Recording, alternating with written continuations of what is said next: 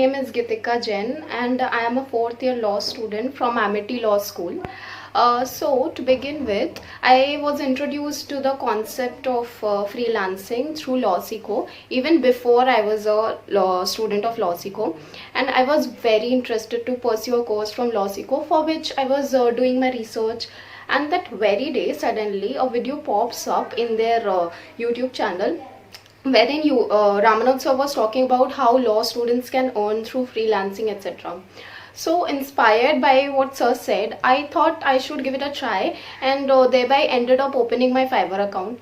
Now, Fiverr has these things wherein you're required to achieve certain milestones to achieve your seller levels. The first milestone for me was to complete a particular number of orders and earn at least $400, which at that time seemed very difficult for a person like me who believed that law students don't earn, or even if they do, the amount was too huge to be achieved in any less than a year or so.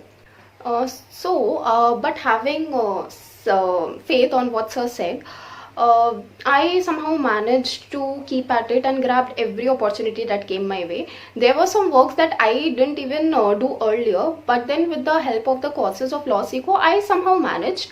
And you won't believe, in a span of 3 months, I achieved the milestone of $400 and completed a particular number of orders.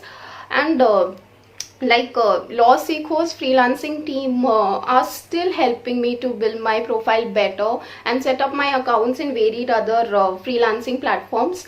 And the journey has been quite overwhelming, and it would not have been possible without LawSikho's help and assistance.